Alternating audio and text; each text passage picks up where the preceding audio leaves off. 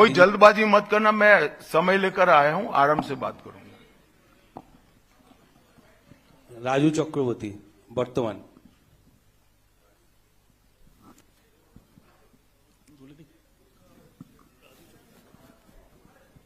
चलो भाई, दूसरे कोई खड़े हो जाओ। गृहमंत्री जी नमस्कार, राजू चक्रवर्ती वर्तमान। मेरा दो प्रश्न है। एक करो।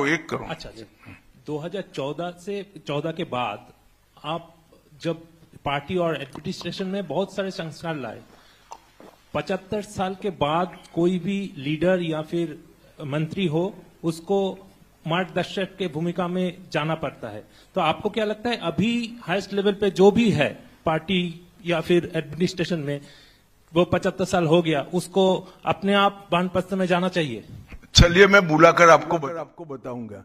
तुम बंगाल की चिंता करो भैया, मेरी पार्टी की क्यों चिंता कर रहे हो?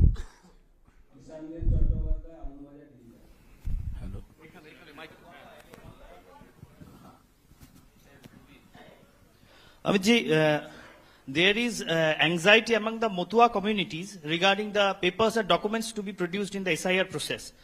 And would you like to consider anything so that they can get rid of their anxiety? मतुआओं को डरने की कोई जरूरत नहीं है। ये भारतीय जनता पार्टी का वादा है। जो शरणार्थी बंगाल में आए हैं वो भारत के नागरिक है, इनका कोई नुकसान नहीं कर सकता, ममता बनर्जी भी नहीं कर सकती। Amit ji, this is Atri Mitra from Indian Express. पिछले कई इलेक्शन में हम लोग देखे हैं कि your ground level organisation was failed to dominate in the day of election with TMC.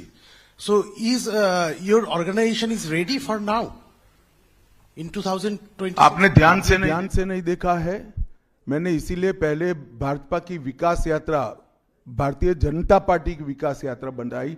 हम 3 सीट पर थे, 77 पर पहुंचे हैं और 77 से अब एज अ मुख्य विरोध पक्ष हमारा अधिकार है कि विफल सरकार को उखाड़कर हमें जनता शासन देगी। हम 77 सीट पर ऐसे नहीं पहुंच सकते, 18 सीटें ऐसे नहीं जीत सकते हैं। हमारा काम बूथ तक पहुंच चुका है, इसी के कारण हमें सफलता मिली है। प्रसेनजीत बख्शी, दूरदर्शन। आप विकास की बात कर रहे थे। हम अलग अलग शहर में जब मेट्रो की बात करते हैं तो हम मेट्रो की सूचना घोषणा देखते हैं और बाद में 2-3 महीने बाद मेट्रो चढ़ते हैं।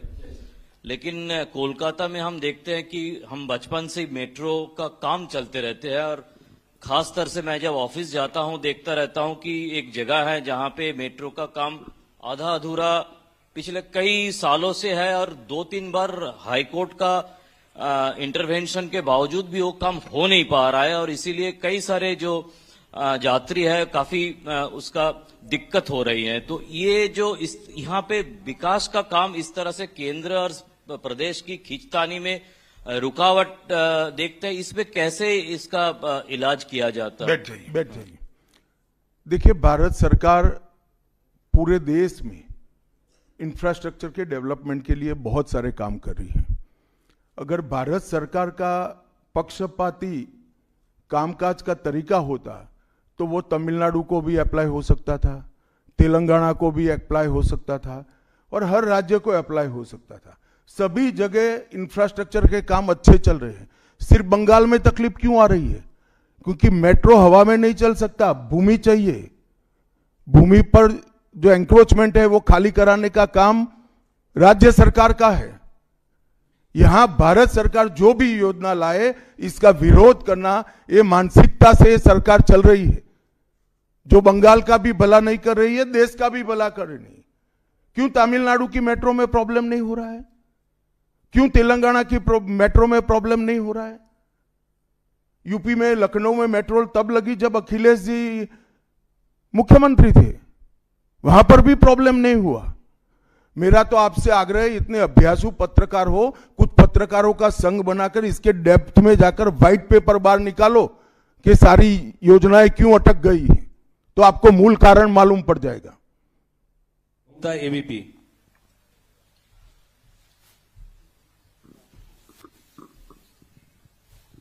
अमित अमित जी, अभी आपने वंदे मातरम की चर्चा का जिक्र किया, लेकिन उसके साथ में जो है एक चर्चा और हुई थी जी राम जी, जो अभी जो कानून की शक्ल ले चुका है। उस दौरान भी जो है ममता बनर्जी और अभिषेक बनर्जी लगातार ये कहते रहे कि केंद्र सरकार से फंड ही नहीं आता तो हम विकास कैसे करें, वो फंड रोकना और उसका विरोध किया। देखिए भाई, इनके विरोध को अब देश में कोई गंभीरता से नहीं ले रहा है।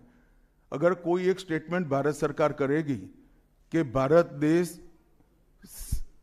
कोई भी क्षेत्र में सबसे पहले आएगा, तो भी ये विरोध करेंगे। विरोध उनका स्वभाव हो चुका है।